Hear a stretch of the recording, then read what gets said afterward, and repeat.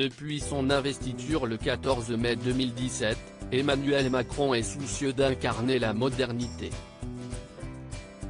Et pour cause, il est lui-même féru de technologie.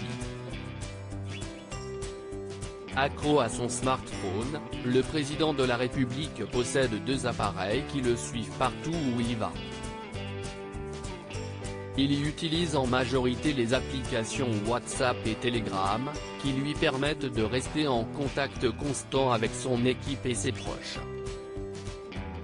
Il ne peut pas s'en empêcher, si est un instinctif, il a besoin de se lâcher, de ne pas se sentir enfermé, indique un proche du président dans les colonnes du Parisien. Problème, en voyant le chef de l'État ainsi communiquer via des appareils et applications non sécurisées, certains s'inquiètent de l'utilisation qui pourrait être faite des conversations privées du président. Et pour cause.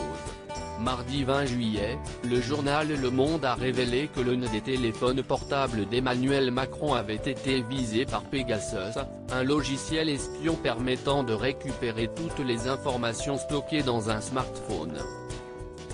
Le pays à l'origine de cette tentative d'intrusion serait le Maroc, qui aurait cherché à pirater le smartphone du président dans le courant de l'année 2019. Interrogé par nos confrères du Parisien, un proche du président rassure, aucune des informations stockées dans les téléphones portables d'Emmanuel Macron n'ont de lien avec son rôle de président.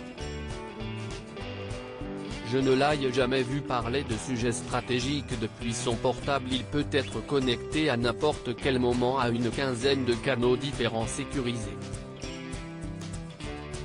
Je ne l'ai jamais vu parler de sujets stratégiques depuis son portable, affirme la source. N'empêche, en tant que chef de l'État, Emmanuel Macron est supposé ne communiquer qu'avec des appareils conçus pour parer de potentielles tentatives d'espionnage.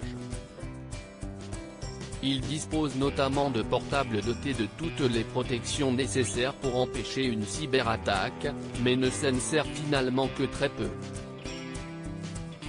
En cause, les nombreux verrous technologiques installés sur ces appareils, qui les rendent très difficiles d'utilisation.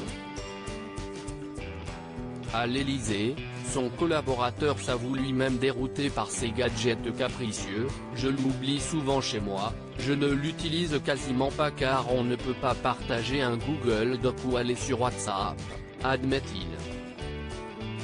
Au Palais, on utilise aussi des téléphones Théorème, fabriqués par l'entreprise Thales, qui permettent aux responsables d'échanger loin des oreilles indiscrètes.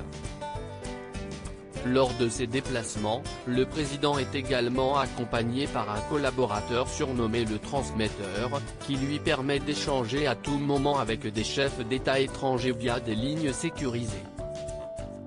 Autant de règles strictes mais nécessaires, qu'Emmanuel Macron devra suivre tant qu'il foulera le parquet du Salon Doré.